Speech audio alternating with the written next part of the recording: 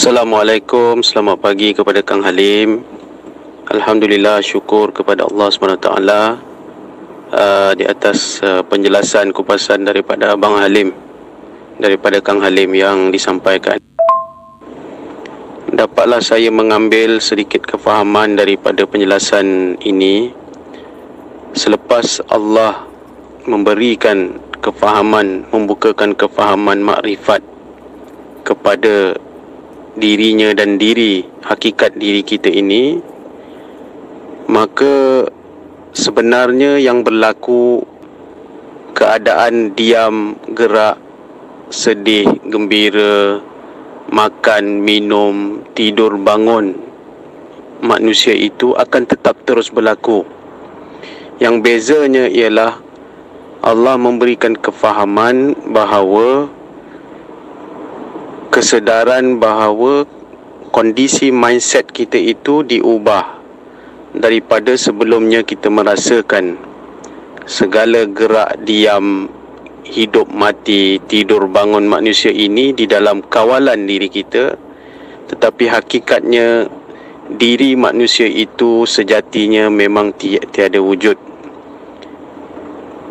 Yang wujud itu tidak lain tidak bukan hanya hayat Allah, kehendak Allah, iradat Allah, zahir nyatanya Allah di atas jasad-jasad kita ini.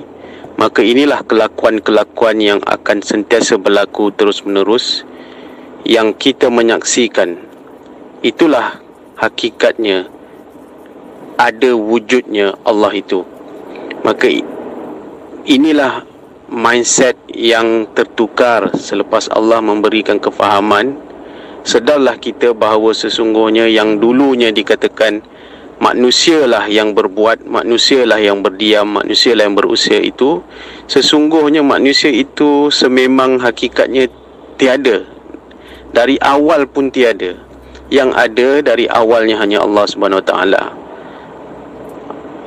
Awalnya Allah, akhirnya juga hanya Allah lah yang ada. Jadi beginilah kefahaman yang telah saya dapat daripada kefahaman pengajian-pengajian makrifat, tetapi daripada kefahaman yang disampaikan oleh Kang Halim, bagi saya ini satu kefahaman yang sangat jelas, iaitu makrifatnya kita ialah bukan makrifat kepada Allah, tetapi makrifat kepada diri sendiri yang hakikatnya tiada.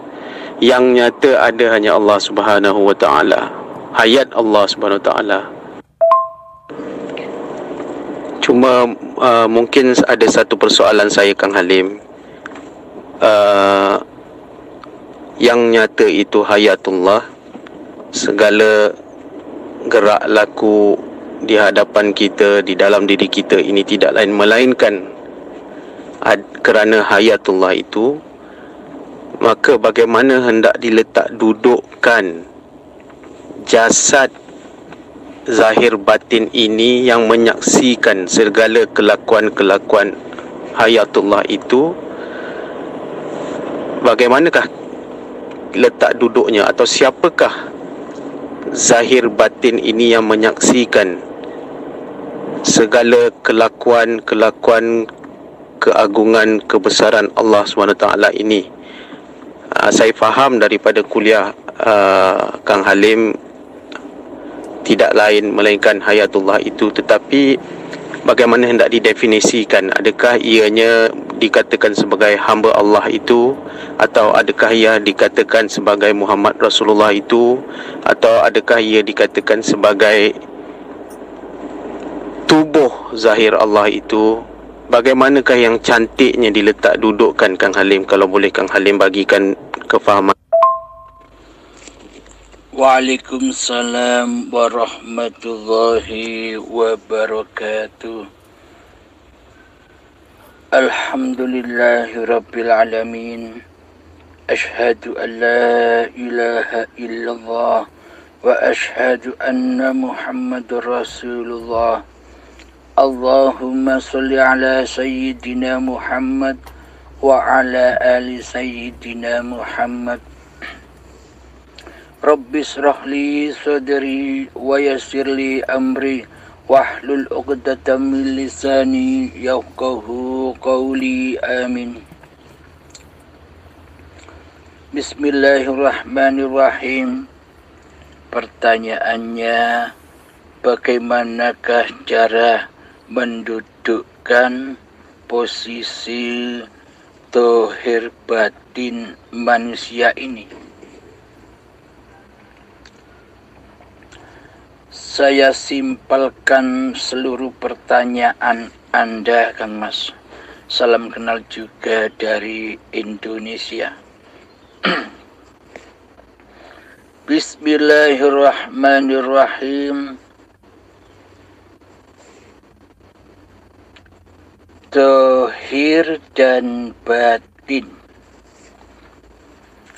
Selama di dalam hati manusia ini yang wujud jadi Tuhan, yang berasa hidup, yang berasa diri manusianya, yang berkuasa, maka zahir batin ini diakui sebagai nyatanya manusianya. Sementara Allah telah ditiadakannya di hatinya.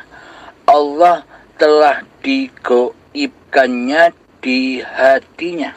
Selama manusia masih mentuhani diri manusianya sendiri di hatinya, maka tak satu pun menjadi miliknya Allah di dalam hatinya, sementara di hatinya masih berasa menjadi Allah, tapi tidak disadarinya, tapi tidak terasa kesalahan-kesalahan ini di dalam iman dan berislam serta berakidah yang kita jalani selama ini. Karena kita hanya menyaksikan syariat-syariatnya saja di dalam beragama dan bertuhan. Sementara beragama dan bertuhan itu wilayahnya, letaknya ada di dalam hati. Lalu bagaimana mungkin kita sudah disebut beragama dan bertuhan di hati kita, sementara Allah sebagai Tuhan, penguasa dan pencipta diri manusia kita tiadakan. Kita goibkan keberadaannya, kita tiadakan kekuasaannya, kita tiadakan kehidupannya di hati kita. Apakah demikian yang dikatakan manusia yang bertuhankan Allah? Sementara yang jadi Allah kita sendiri tidak terasa. Buktinya, selama ini sifat-sifatnya Allah, seluruh sifat-sifat yang berhak dimiliki oleh Allah sudah kita akui sebagai hak milik manusia kita sebagai ciptaan. Sifat wujud sudah kita akui sebagai wujud diri manusia kita. Sifat hidup sudah kita akui sebagai wujud hidup manusia kita. Sifat kuasa sudah kita akui sebagai wujud sifat kuasa manusia kita. Sifat kasih sayang sudah kita akui sebagai sifat kasih sayang manusia kita. Dan banyak lagi sifat-sifatnya Allah yang sudah kita akui sebagai milik kita di hati kita, tapi tapi kita tidak menyadarinya. Karena selama ini hati kita buta akan agama dan berketuhanan secara hak. Selama ini yang kita lakukan di dalam kehidupan ini hanyalah agama-agama dan bertuhan secara kulit, secara syariat saja, secara badania saja. Maka dari itu, bila masih di dalam hati kita menjadi Tuhannya diri manusia kita, maka sifat zahir batin tidak akan pernah kita relakan dan kita ridhokan sebagai sifat zahir batinnya Allah.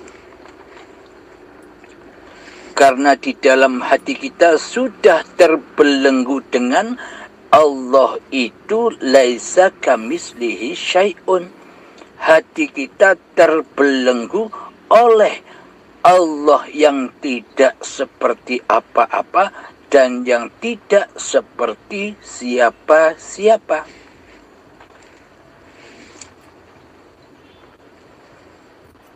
Akan tetapi kenyataan Allah itu di dalam firman-Nya, Allahu la ilaha illa huwal hayyul qayyum. Allah, tiada Tuhan yang berhak disembah kecuali Dialah hidup yang kekal, lagi terus-menerus menghidupi seluruh ciptaan-ciptaannya. Jadi siapakah sejatinya Allah itu? Jadi siapakah sejatinya zat pemilik nama Allah itu?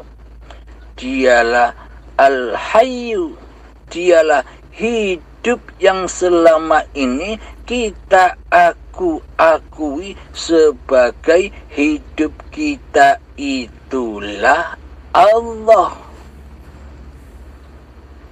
Selama ini kitalah yang ngaku-ngaku jadi Allah, tapi tidak terasa. Selama ini ketika kita masih duduk di tahapan syariat, kita mencemooh orang-orang yang ahli hakikat dan makrifat, seolah-olah mereka sudah ngaku-ngaku jadi Allah. Padahal yang ngaku-ngaku jadi Allah siapa? Orang yang belum mengenal Allah ataukah orang yang sudah mengenal Allah?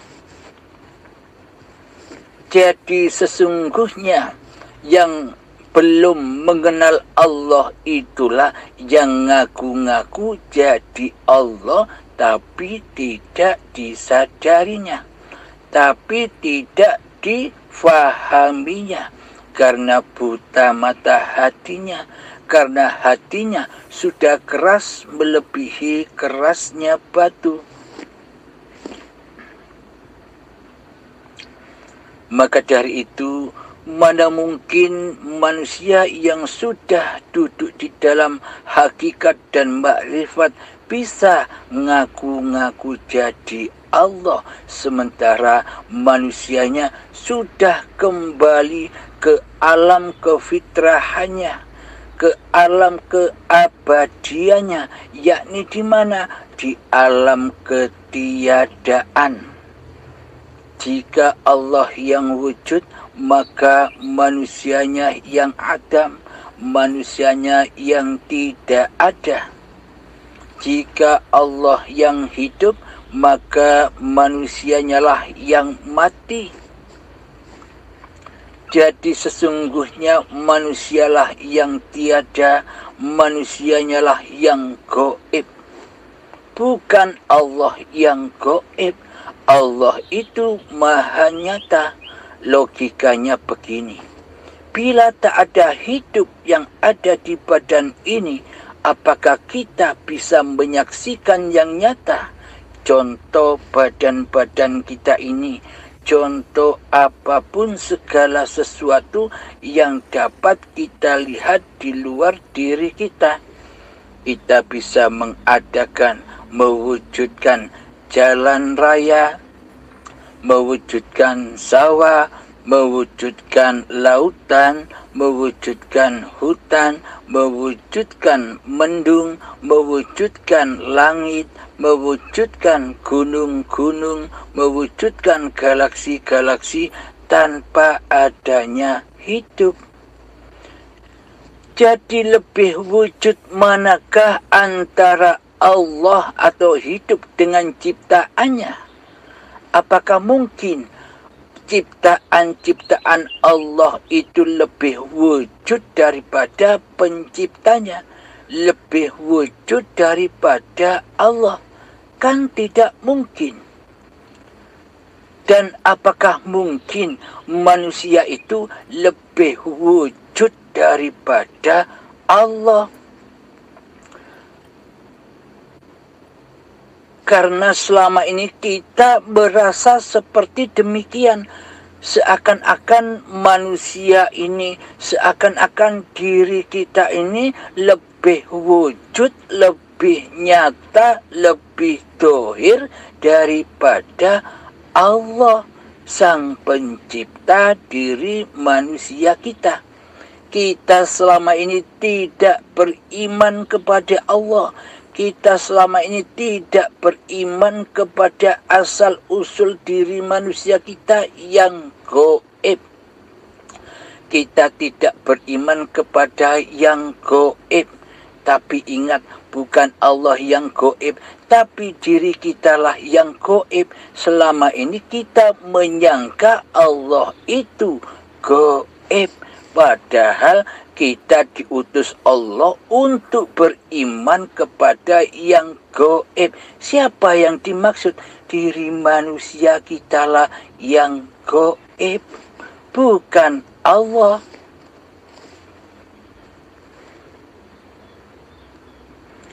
Memang di dalam sifatnya, sifat Allah itu maha dohir dan maha batin. Allah maha nyata dan maha gaib. Bagi siapakah Allah itu maha gaib? Bagi siapakah manusia-manusia yang beriman disuruh, diperintah beriman kepada hal yang gaib, dikira yang gaib itu Allah, padahal manusia diutus beriman kepada yang gaib, bahwa sesungguhnya manusia itulah yang gaib, agar manusia tahu diri siapa yang wujud dan siapa yang gaib. Selama ini kita mengaplikasikan membaca Al-Quran hanyalah angan-angan saja. Hanya membuka kulitnya. Di sini marilah kita buka kitab Al-Quran Qadim yang ada di dada kita.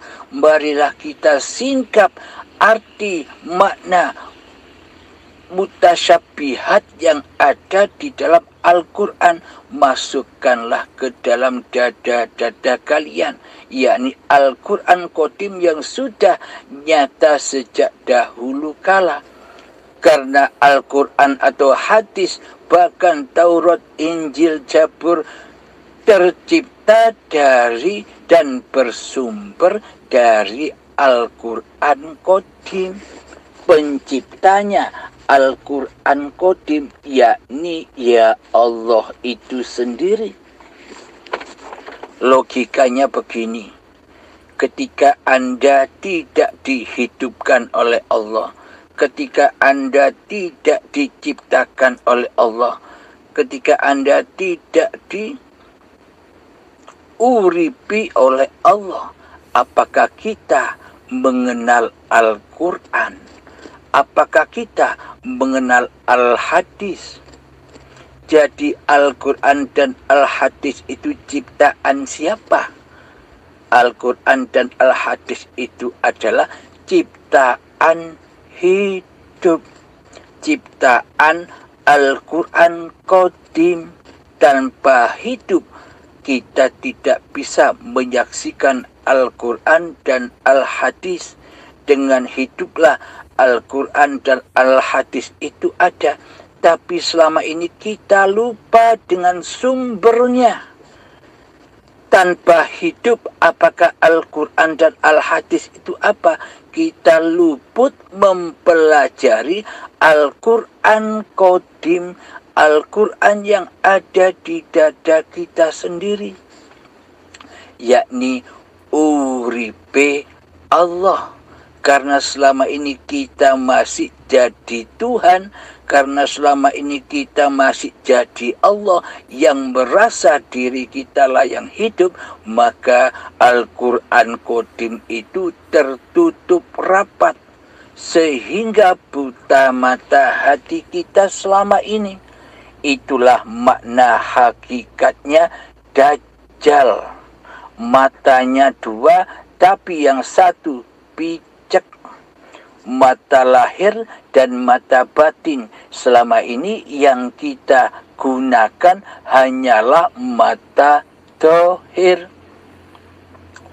Ketika kita memandang segala sesuatu, maka segala sesuatu yang kita pandang, kita masukkan, kita jejelkan kepada mata batin kita, sehingga mata batin ini penuh sesak dengan urusan-urusan dunia hingga buta mata hatinya.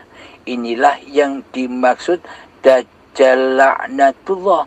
Matanya hanya satu, yakni yang dipandang hanyalah dunia dan hawa nafsunya sendiri di hatinya. Inilah Dajjal yang nyata. Inilah yang Dajjal yang ada lambangnya kafaro, kufur. Hati yang selalu kufur kepada Allah. Hati yang selalu mensekutukan Allah dengan diri manusianya di hatinya. Sehingga yang wujud diri manusianya, yang hidup diri manusianya, sedangkan Allah diposisikan sebagai makhluk. Allahnya Adam tiada, Allahnya mati di dalam hati kita. Karena selama ini yang hidup hanyalah diri kita sendiri di hati kita. Inilah bukti nyata bahwa selama ini kita ngaku-ngaku jadi Allah tapi tidak terasa. Selama ini Dajjal itu adalah kita, tapi kita tidak merasa jadi Dajjal. Sebenarnya hakikatnya diri kita lah yang menjadi setan yang terkutuk itu, karena kita tidak menyadari bahwa setan terkutuk itu sebenarnya adalah nama dan diri kita di hati kita.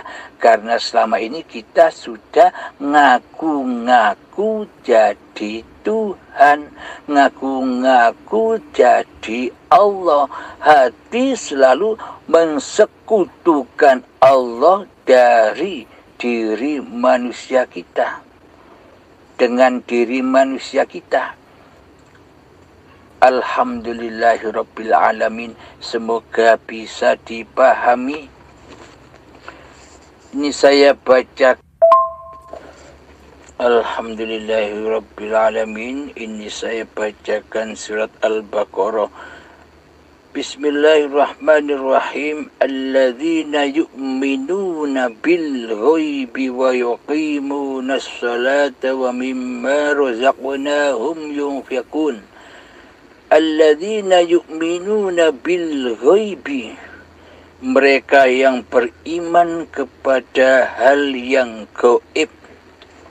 Jadi yang dimaksud gaib di sini bukan beriman kepada Allah, bahwa Allah itu gaib.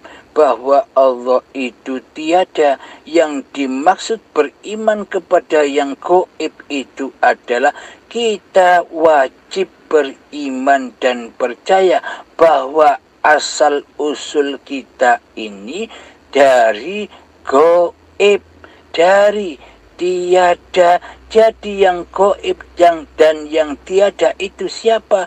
Bukan Allah. Yang gaib dan tiada itulah sifat manusia kita. Jadi sifat manusia kita hanya gaib dan tiada. Tiada sesebutannya. Coba kita ilustrasikan. 47 tahun yang lalu usia saya kira-kira 47 tahun yang lalu kira-kira saya ada di mana sebelum saya dilahirkan? Anda pun di mana sebelum Anda dilahirkan? Kan di alam ketiadaan, di alam kegaiban. Itulah yang dimaksud Allah di dalam surat Al-Baqarah ini. Alladzina yu'minuna bil ghaibi, kita disuruh, diperintah beriman, percaya kepada diri manusia kita sendiri yang bersifat gaib, yang bersifat tiada sesebutan. Karena hanya Allah lah yang wujud, bahwa Allah lah yang nyata, hanya karena Allah lah yang bisa mewujudkan keberadaan manusia kita di atas dunia ini. Hanyalah Allah dengan hayatullah, karena Allah itulah hayatullah.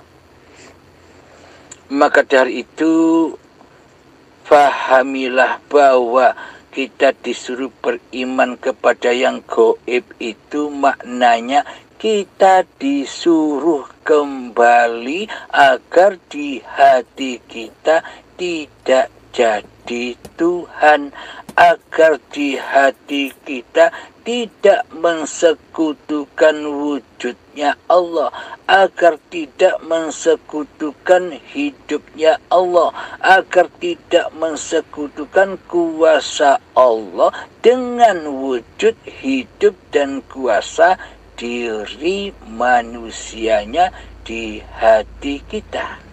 Inilah yang dimaksud bahwa sebenarnya bukan Allah yang gaib, tapi kitalah yang gaib. Maka dari itu kita diutus, diperintah kembali kepada ke alam keabadian diri manusia kita yang tiada, yang adam dan yang gaib.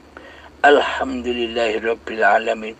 Maka jelaslah beragama dan bertuhan ini, karena beragama dan bertuhan ini sangat amatlah jelas di hati kita, bukan angan-angan seperti selama ini.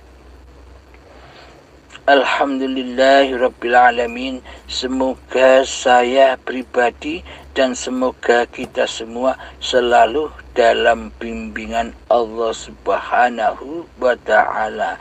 Akhirul kalam. Assalamualaikum warahmatullahi wabarakatuh.